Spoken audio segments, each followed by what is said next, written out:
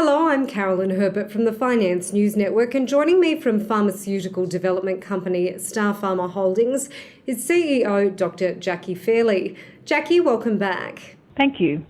Now, for investors who aren't familiar with the company, can you start by giving us an introduction to Starpharma and an overview of your main product areas? So Starpharma has three main product areas. All of our products are based on a common technology platform, which is a synthetic kind of polymer called a dendrimer, a highly branched polymer.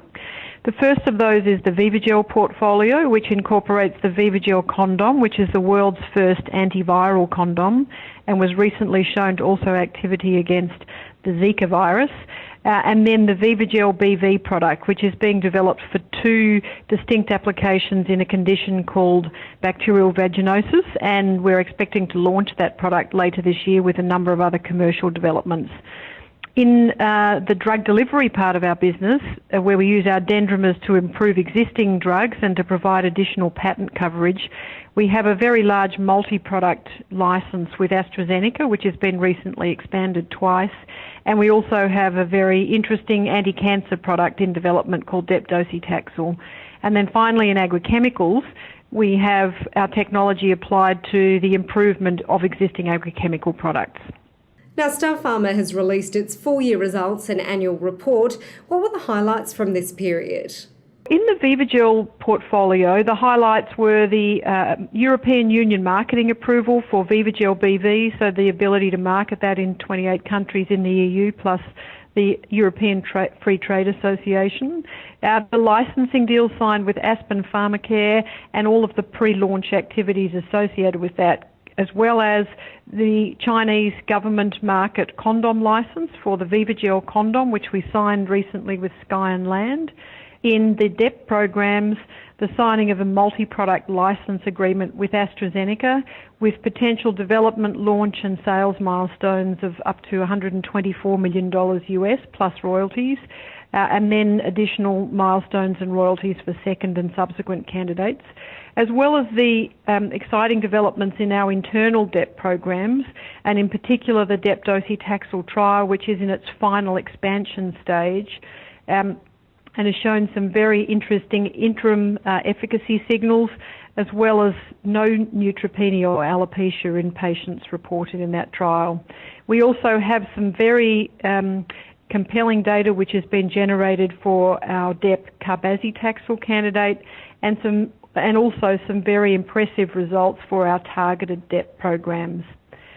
In the agrochemicals part of the business, we signed an important commercial deal with Adama for the application of our Priostar dendrimers, which we've licensed to them for use in proprietary 2,4-D formulation. So 2,4-D is a very important herbicide, and that's been signed for the US market. 2,4-D is one of the top three herbicides in the world, so have global sales of close to $700 million.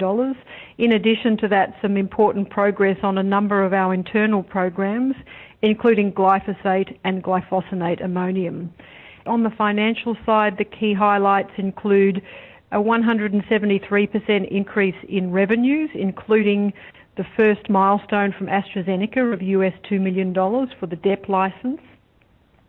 A cash burn was around $17.5 million, and net proceeds from an equity placement of around $32.6 million, and a year-end cash figure of $46 million. So the company is well funded to go forward and has a number of very exciting commercial and other developmental milestones on the horizon. Now, the relationship with AstraZeneca is an important one for the company. Can you tell us a little bit more about this partnership and how you've expanded on it? The partnership with AstraZeneca has been one which has developed considerably in the recent past. We signed this deal, we signed this oncology collaboration back in May 2015, and then we executed the license with milestones and royalties. It's a multi-product license back in September of 2015. The first oncology candidate was nominated at that time, and very rapidly thereafter, so in December 2015, a second candidate was added to that license. The first candidate under that license is eligible for $124 million of milestones plus royalties and second and subsequent candidates for $93 million plus royalties. And then, very excitingly this year in June, we had discussions with AstraZeneca, which in July led to the signing of an expanded partnership with them. So this is a new and independent program in a different part of their portfolio. So for one of their portfolio products, applying the DEP technology to those products. So that partnership has certainly expanded rapidly and is developing very well indeed. And finally, Jackie, what's the outlook for FY17? So the outlook on the Vivagel portfolio, we are looking forward to a number of regulatory approvals for important markets in the coming months for the Vivagel BV product, as well as for the Vivagel condom, where we have regulatory processes underway. I expect that we will sign and announce further licenses for the Vivagel BV product, which we've already announced a license in Australia and New Zealand. We'll be adding to those commercial arrangements.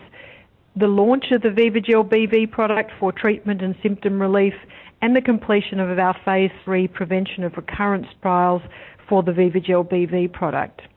In our DEP technology part of our business, the completion of our DEP docetaxel Phase 1 clinical trial and the commencement of Phase 2. So we've set our programs up so that we can rapidly move forward on that, as well as further announcements in the AstraZeneca program, where for progress there are further milestones due, plus further partner deals. And we've only very recently announced some targeted DEP deals. I expect there'll be progress on those and some additional DEP licenses that we would move forward, as well as internally some of our internal programs moving through preclinical and towards the clinic.